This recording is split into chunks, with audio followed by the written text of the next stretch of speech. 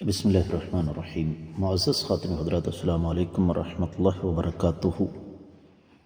دوستی ہمارے معاشرے میں استعمال ہونے والا بلکہ بدنام ہونے والا ایک لفظ، لیکن یاد رکھیے دوستی کی ایک قسم تباہ کن بھی ہے۔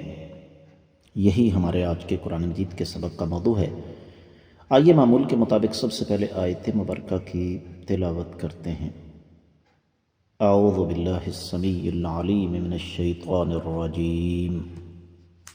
يا ويلتى ليتني لم أتخذ فلانا خليلا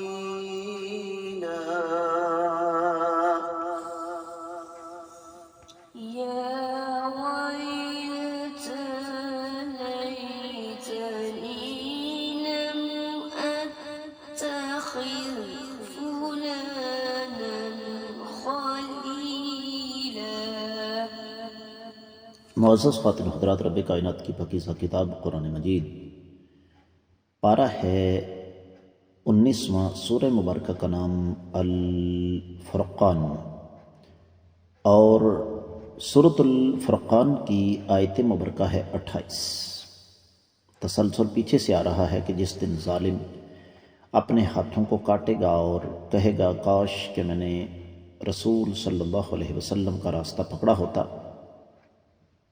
اسی بات کو آگے بڑھاتے ہوئے رب کائنات فرماتے ہیں کہ یہ کہے گا یا ویلتا، ہائے افسوس، لیتنی، اے کاش کہ میں نے لم اتخذ، نہ پکڑا ہوتا، فلانا، فلاں کو، خلیلاً، دوست۔ با محاورہ ترجمہ، یہ ظالم قیامت کے روز کہے گا ہائے افسوس، کاش کہ میں نے فلاں کو دوست نہ بنایا ہوتا۔ معزز خاتم حضرات، اس آیت مبارکہ کی تفسیر بیان کرتے ہوئے مفسرین کرام نے بہت کچھ بیان فرمایا۔ تفسیر ابن کثیر کی طرف ہم بعد میں آتے ہیں۔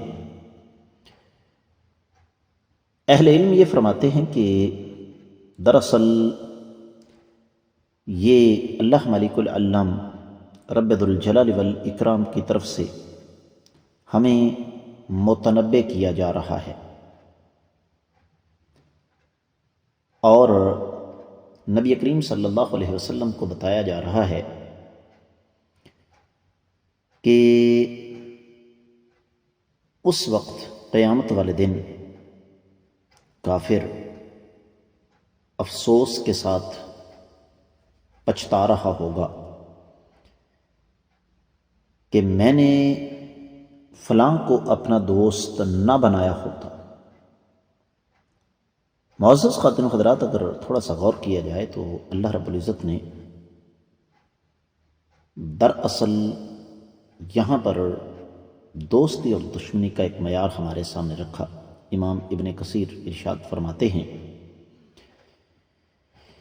کہ یہ آیت مبارکہ ان لوگوں کے بارے میں ہے جنہیں دوستیاں ہدایت سے ہٹا دیتی ہیں، گمراہ کر دیتی ہیں۔ زیادہ تر مفسرین کرام امام ابن کثیر رحمۃ اللہ علیہ کے بقول اس طرف گئے ہیں کہ یہ امیہ بن خلف اور اس کے بھائی ابی بن خلف کے بارے میں یہ بات اللہ نے بیان فرمائی، لیکن ویسے یہ حکم عام ہے۔ شیخ عبد الرحمن السعدی ارشاد فرماتے ہیں کہ یہاں پر فلان سے مراد جنی اور انسانی شیطان ہے، اور خلیلاً سے مراد حبیب، جو کہ خیر خواہ کا روپ دارے ہوتا ہے، لیکن حقیقت میں وہ انسان کو گمراہ کرتا ہے۔ بظاہر وہ یہ کہتا ہے کہ میں آپ کے لیے انتہائی نرم دل ہوں، لیکن حقیقت میں وہ بدترین دشمنی کا مظاہرہ کر رہا ہوتا ہے اور اس کی دوستی قیامت والے دن خسارے، بدبختی، ذلت اور رسوائی کا سبب بنے گی۔ اور پھر اسی آیت مبارکہ کو لے کر امام قرطبی رحمہ اللہ نے اپنی تفسیر میں یہ وضاحت کی کہ یا ویلتا، یہ دراصل لفظ استعمال ہوتا ہے افسوس اور پچھتاوے کی انتہا کے معنوں میں، اور فرماتے ہیں کہ یہ جن دو ظالموں کا نام لیا جاتا ہے، امیہ بن خلف اور ابی بن خلف، بنیادی طور پر یہ دونوں کفر کے ہرکارے تھے۔ اور یہاں پر ایک جملہ ہے کہ یہ جو وعدہ ہے یہ مخصوص تو ہے لیکن مقصور نہیں ہے۔ کیا مطلب؟ کہ یہاں پر امیہ بن خلف اور ابی بن خلف کا نام تو موجود ہے، لیکن یہ کہنا کہ یہ چیز ان کے ساتھ ہی تھی، اس کا حکم عام نہیں ہے۔ امام قرطبی رحمہ اللہ فرماتے ہیں بل یتناول جمیع من فعل مثل فعلہما، ہر وہ شخص جو ان کی طرح کام کرتا ہے، ان والے کام کرتا ہے، وہ اس آیت مبارکہ کی زد میں آتا ہے۔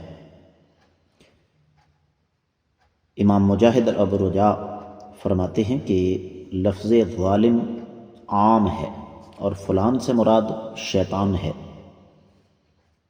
اور یہ طے شدہ بات ہے کہ شیطان انسان کو دھوکہ دیتا ہے۔ اور پھر وہ فرماتے ہیں کہ اس کی وضاحت اس سے پہلے بھی ہو چکی ہے۔